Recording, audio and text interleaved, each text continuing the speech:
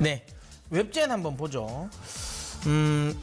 21,700원에 30%. 지금이라도 손절해야 할까요? 매도 시점 부탁드립니다. 매수가 온다면 기다릴 수 있습니다. 라고 하셨습니다.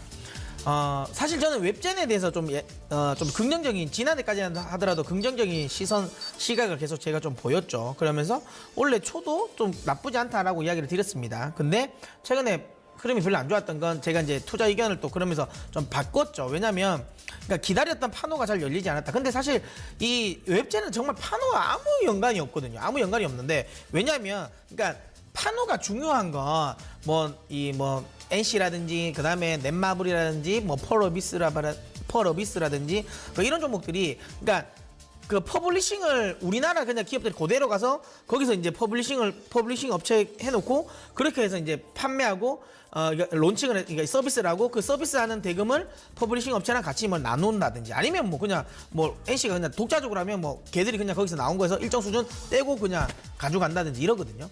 그런 업체들은 판호가 열려야 돼요. 왜? 사업을 해야 되니까. 근데 웹젠은 그러지 않아요. 필요가 없어요. 왜? 판호 열릴 필요가 없습니다. 왜냐면 그냥 IP만 팔거든요. 팔아서 로얄티만 받습니다. 여기서 돈이 더 나오고 로얄티 이외의 수익은 안 받아요. 그래서 나오고 나면 그냥 그걸 이제 IP로 게임을 만든 업체들이 알아서 돈 가져가는 거고, 우리는 그냥 웹젠 같은 경우는 그냥 이 로얄티 수익만 받아가면 되는 거예요. 그래서 판호랑 전혀 연관이 없는데, 근데 왜 이렇게 많이 떨어졌냐? 중요한 건 명확한 겁니다. 물론 그렇다고 해서 웹젠이 그럼 실적이 별로 안 좋냐?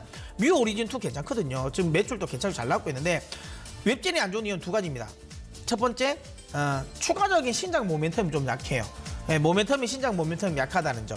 자, 그 다음에 또 하나는 판호는 판호인데 지금 중국 정부가 중국 내 게임주도 지금 규제를 해버렸어요. 셧다운 하면서 전체적으로 이제 중국 게임주 자체가 규제가 돼버리니까 아무래도 로얄티 수익이 줄어들 수밖에 없죠. 그러니까 지금 웹젠이 좀 안 좋은 모습입니다. 저는 오늘 제가 오후죠. 진짜 쉬운 진단에서도 이야기를 좀 드렸던 부분입니다. 지금 게임주는 NC 소프트를 제외하면 할 게 별로 없어요. NC 소프트를 제외하면 나머지는 하지 마십시오. 왜 그랬냐면 이야기 드릴게요. 근데 NC 소프트도 국감 끝나고 하셔야 돼요. 자, 첫 번째 이유, 게임주가, 그러니까 현 정부가 원래는 게임 산업을 육성을 하려고 했었어요. 한다고 그랬죠. 근데 안 했습니다. 오히려 규제를 많이 하고 있죠. 그 다음에 국감이 끝나고 나면 지금 손혜원 의원 같은 경우가 이게 게임 규제와 관련된 부분도 또 법안도 발의를 하네. 물론 통과될지 안 될지는 모르겠지만 그 이슈도 있어요. 그러니까 지금 전체적으로 게임 산업을 약간 규제를 하려고 하고 있는 부분입니다. 자, 거기에 대해서 일단 안 좋은 거고, 판호 잘 안 열릴 것 같아요. 쉽지가 않아요. 잘 안 열릴 것 같습니다. 그러면 게임주를 안 하는 게 맞잖아요.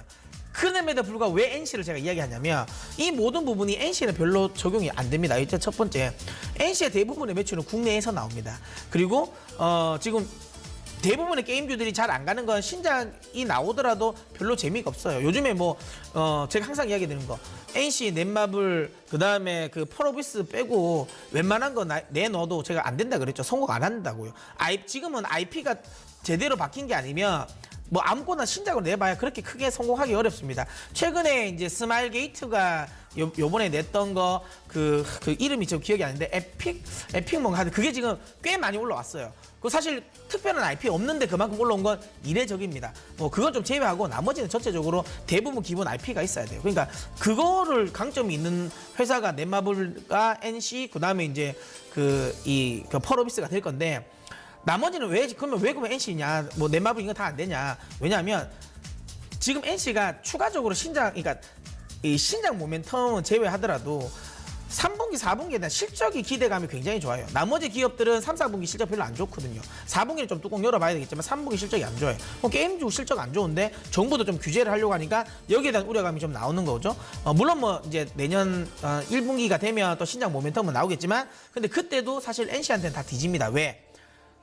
NC가 기다리고 있는 지금 블레이드 앤 소울 2가 지금 내년 상반기에 출시가 된단 말이에요. 그러면 대부분의 상당 부분의 이 집중도는 이쪽에 다 집중될 거예요.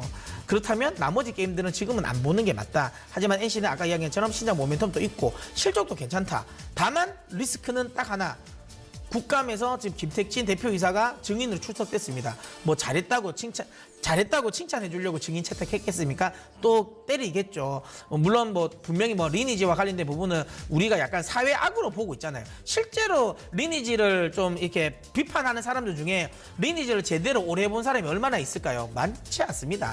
대부분 그런 사람들은 조금 해보고 돈 너무 많이 드네 안 하죠. 근데 결국엔 리니지는 그들의 세상이 아닙니다. 그러니까 그냥 대중의 세상이 아닌 거죠. 그들만의 세상이 진행되고 있다라고 보시면 됩니다. 그렇다면 결국에는 이쪽 관련 부분 뭐 크게 제가 보기에는 국감만 피한다면 이것만 이제 파도만 넘기면 또다시 매출과 관련된 부분 괜찮아질 것 같고요. 3분기, 4분기 대규모 업데이트를 통해서 매출 잘 잡히고 있고 그다음에 2분기 그러니까 내년 상반기에 신작 모멘텀 들어오니까 오히려 저는 NC소프트를 제 개인적으로 생각에는 이랬으면 좋겠습니다. 지금 뭐 앞서 박근호 전문가님께서도 메리츠 종금을 뭐 삼성증권 대안으로 이야기하신 것처럼 저는 웹젠의 대안으로 NC소프트를 이야기 드릴게요. 요거 그냥 매도하시고 NC소프트 그러니까 매도하고 바로 NC소프트 사라는 소리는 아니고요. 기다리셨다가 국감이 끝나고 나서 그때 사십시오. 그러면 제가 보기에는 NC소프트 괜찮은 수익이 나올 거라고 봅니다.